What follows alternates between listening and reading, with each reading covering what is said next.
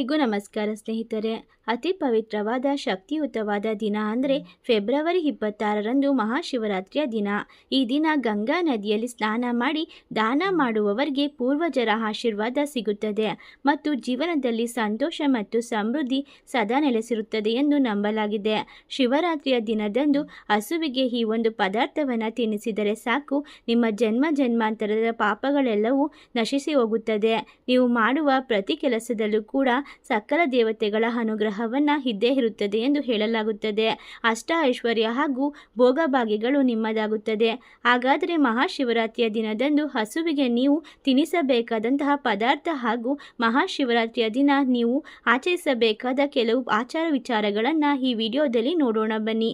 ಅದಕ್ಕೂ ಮುನ್ನ ನೀವಿನ್ನು ನಮ್ಮ ಚಾನಲ್ಗೆ ಸಬ್ಸ್ಕ್ರೈಬ್ ಮಾಡಿಲ್ಲ ಎಂದರೆ ಈಗಲೇ ಸಬ್ಸ್ಕ್ರೈಬ್ ಮಾಡಿ, ಪಕ್ಕದಲ್ಲಿ ಇರುವಂಥ ಬೆಲ್ ಐಕನ್ನ ಪ್ರೆಸ್ ಮಾಡಿ.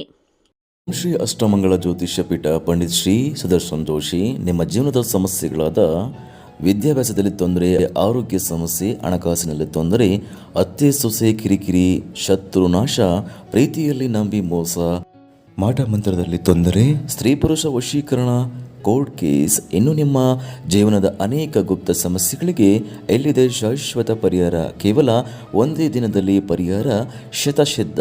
ಈಗಲೇ ಕರೆ ಮಾಡಿ. Mobile number 9591430662. ಸ್ನೇಹಿತರೆ, ಮಹಾಶಿವರಾತ್ರಿಯ ವಿಶೇಷ ಎಲ್ಲರಿಗೂ ತಿಳಿದೇ ಇರುತ್ತದೆ. ಆ ದಿನದಂದು ಪ್ರತಿಯೊಬ್ಬರ ಮನೆಯಲ್ಲೂ ಸಹ ಪೂಜೆ ಮಾಡುವುದು, ಇಡೀ ರಾತ್ರಿಯೆಲ್ಲ ಜಾಗರಣೆ ಮಾಡುವುದು, ಶಿವನ ನಾಮಸ್ಮರಣೆ ಮಾಡುವುದು ವಿಶೇಷವಾಗಿರುತ್ತದೆ. ಈ ದಿನ ಎಷ್ಟು ವಿಶೇಷವಾದದ್ದು ಎಂದು ನಮ್ಮ ಪುರಾಣಗಳು ಹೇಳುತ್ತವೆ.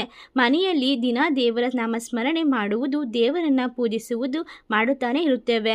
ಆದರೆ ಮಹಾಶಿವರಾತ್ರಿಯಂದು ಸಾಕ್ಷಾತ್ ಶಿವನೇ ಧರೆಗೆ ಬರುವುದರಿಂದ ಈ ದಿನದಂದು ಶಿವನಾಮಸ್ಮರಣೆ ಮಾಡುವುದು ವಿಶೇಷ. ಈ ರೀತಿಯಾಗಿ ಮಾಡುವುದರಿಂದ ಮನುಷ್ಯರಿಗೆ ಎಷ್ಟೋ ಪುಣ್ಯಗಳನ್ನು ಪಡೆದುಕೊಳ್ಳುತ್ತದೆ ಎಂದು ಹೇಳಲಾಗುತ್ತದೆ. ಈ ಹಬ್ಬಗಳ ವಿಶೇಷತೆ ಇರುತ್ತದೆ ಈ ಶಿವರಾತ್ರಿಯಂದು. ಆದ್ದರಿಂದ ಶಿವರಾತ್ರಿ ಹಬ್ಬ ವಿಶೇಷವಾದದ್ದು ಎಂದು ಪುರಾಣಗಳಲ್ಲಿ ವಿವರಿಸಲಾಗುತ್ತದೆ. ಶಿವನ ಆಚರಣೆಯೊಂದಿಗೆ ಸಕಲ ದೇವತೆಗಳು ಅವರ ಶಕ್ತಿ ಹಾಗೂ ತೇಜಸ್ಸನ್ನು ಭೂಲೋಕದಲ್ಲಿರುವ ನದಿಗಳಲ್ಲಿ ಇರಿಸಿರುತ್ತಾರಂತೆ.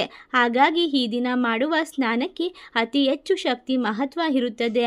ಈ ದಿನ ಯಾರು ಭಕ್ತಿಯಿಂದ ಸ್ನಾನ ಮಾಡಿ ಶಿವನನ್ನ ಆರಾಧಿಸುತ್ತಾರೋ ಅವರಿಗೆ ಎಷ್ಟೋ ಜನ್ಮಗಳಿಂದ ಹಿಂಬಾಲಿಸಿಕೊಂಡು ಬಂದಿರುವಂತಹ ಪಾಪಗಳು ಸಹ ಹೊರಟು ಹೋಗುತ್ತವೆ. ಅಷ್ಟೇ ಅಲ್ಲದೆ ಅಶ್ವಮೇಧ ಯಾಗ ಮಾಡಿದಷ್ಟು ಪುಣ್ಯ ಕೂಡ ಲಭಿಸುತ್ತದೆ. ಪುರಾಣಗಳು ವಿವರಿಸುತ್ತವೆ.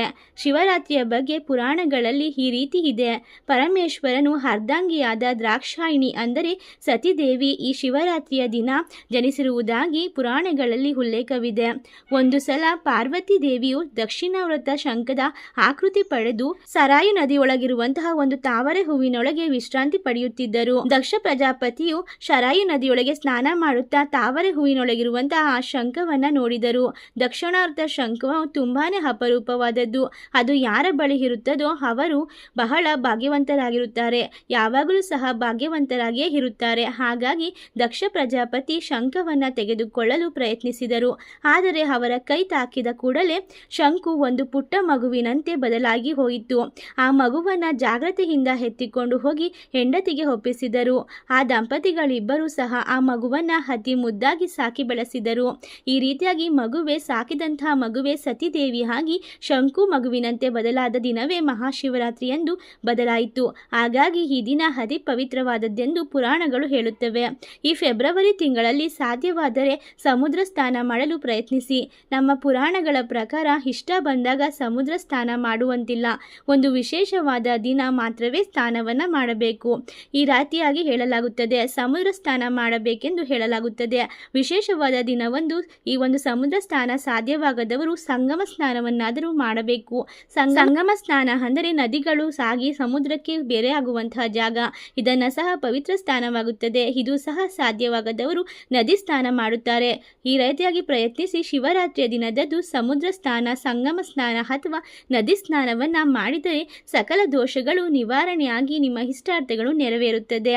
ಹೌದು, ಈ ಒಂದು ಕುಂಭಮೇಳ ಸಮಯದಲ್ಲಿ ಪ್ರಯಾಗರಾಜ್ನಲ್ಲಿ ಗಂಗಾ ಗಂಗಾ, ಯಮುನಾ, ಸರಸ್ವತಿ ನದಿಗಳಲ್ಲಿ ಸ್ನಾನ ಮಾಡಿದರೆ ಎಷ್ಟು ಪುಣ್ಯ ಬರುತ್ತದೋ ಅಷ್ಟೇ ಪುಣ್ಯ ಬರುತ್ತದೆ. ಇದ್ಯಾವುದೂ ಸಾಧ್ಯವಿಲ್ಲ ಎನ್ನುವವರು ಬಾವಿಗಳಲ್ಲಿ ಸ್ನಾನವನ್ನು ಮಾಡಬಹುದು. ಅದು ಸಾಧ್ಯವಾಗದವರು ಮನೆಯಲ್ಲಿಯೇ ಸ್ನಾನ ಮಾಡಬಹುದು. ಇದ್ಯಾವುದಕ್ಕೂ ಅವಕಾಶ ಇಲ್ಲ ಅಂದಾಗ ಮಾತ್ರ ನೀವು ನಿಮ್ಮ ಮನೆಯಲ್ಲಿ ಸ್ನಾನ ಮಾಡಬಹುದು. ಸ್ನಾನ ಮಾಡುವ ಸಮಯದಲ್ಲಿ ನೀರಿನಲ್ಲಿ ನಿಮ್ಮ ಬಲಗೈ ಹೆಬ್ಬೆರಳನ್ನು ಹಾಕಿ 11 ಬಾರಿ ಓಂ ನಮಃ ಶಿವಾಯ ಎಂದು ಹೇಳುತ್ತಾ ನೀರನ್ನು ತಿರುಗಿಸಬೇಕು. ಬಳಿಕ ಆ ನೀರನ್ನು ಸ್ನಾನ ಮಾಡಲು ಉಪಯೋಗಿಸಬೇಕು. ಎಲ್ಲ ನದಿಗಳಿಗಿಂತ ಗಂಗಾ ನದಿ ಶ್ರೇಷ್ಠ ಎಂದು ಹೇಳಲಾಗುತ್ತದೆ. ಏಕೆಂದರೆ ಗಂಗಾ ನದಿಯಲ್ಲಿ ಮಹಾವಿಷ್ಣುವಿನ ಪಾದಗಳಿಂದ ಹುಟ್ಟಿ ಶಿವನ ಮುಡಿಯಿಂದ ಕೆಳಗೆ ಜಾರುತ್ತಾಳೆ. ಹಾಗಾಗಿ ಗಂಗೆ ಪಾಪನಾಶಿನಿ ಎಂದು ಹೇಳುತ್ತಾರೆ. ಶಿವರಾತ್ರಿಯ ಈ ದಿನದಂದು ಗಂಗಾ ದೇವಿಯು ಭೂಲೋಕದಲ್ಲಿರುವಂತಹ ಎಲ್ಲ ನೀರಿನೊಳಗೆ ಬಂದು ಸೇರುತ್ತಾಳೆ ಎನ್ನುವ ನಂಬಿಕೆ ಕೂಡ ಇದೆ. ನಮ್ಮ ಪೂರ್ವಜರಿಂದಲೂ ಹೇಳುತ್ತಾರೆ.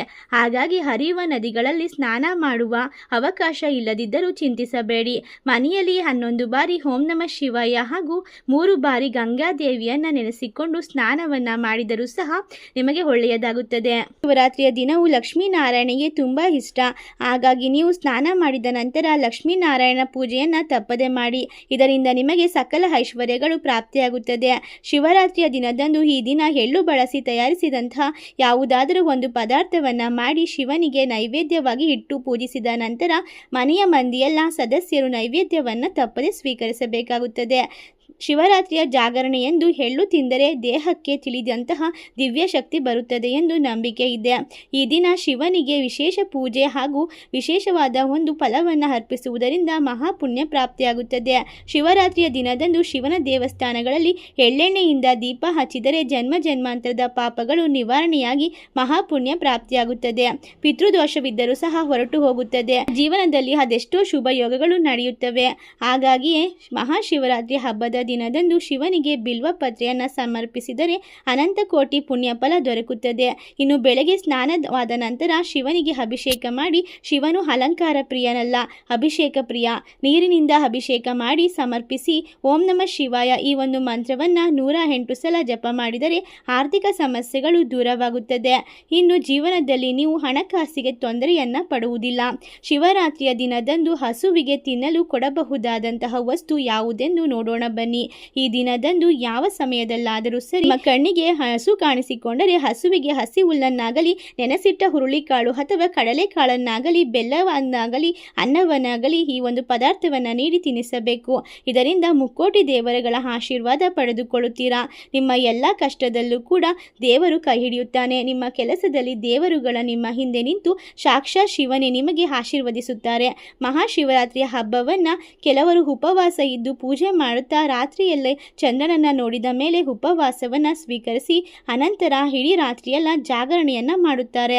ಈ ರೀತಿಯಾಗಿ ಮಾಡಲು ಸಾಧ್ಯವಾಗದೇ ಇರುವಂತಹ ವ್ಯಕ್ತಿಗಳಿಗೆ ಈ ಒಂದು ಹಸುವಿಗೆ ವಿಶೇಷವಾದ ಒಂದು ಪದಾರ್ಥಗಳನ್ನು ತಿನ್ನಿಸಿದರೆ ಶಿವನು ನಿಮ್ಮ ಪ್ರೀತಿಗೆ ಶರಣಾಗಿ ಕೇಳಿದಂತಹ ವರಗಳನ್ನು ನೀಡುವ ಕರುಣಾಮಯಿ. ಆದ್ದರಿಂದ ಶಿವನನ್ನು ಪೂಜಿಸುವುದರಿಂದ ಅದರಲ್ಲೂ ಕೂಡ ಮಹಾಶಿವರಾತ್ರಿಯ ದಿನ ಶಿವನನ್ನು ಹೋಲಿಸಿಕೊಳ್ಳುವುದು ತುಂಬ ಸುಲಭ. ಆದರೆ ಭಕ್ತಿ ಹಾಗೂ ಪ್ರೀತಿ ಇರಬೇಕು ಅಷ್ಟೇ. ಸರಿ ಸ್ನೇಹಿತರೆ, ಈ ಒಂದು ಮಾಹಿತಿ ನಿಮಗೆಲ್ಲ ಇಷ್ಟವಾಗಿದ್ದರೆ ಎಂದು ಭಾವಿಸುತ್ತಾ ನೀವು ನನ್ನ ವಿಡಿಯೋವನ್ನು ನೋಡಿದ್ದಕ್ಕಾಗಿ ಧನ್ಯವಾದಗಳು.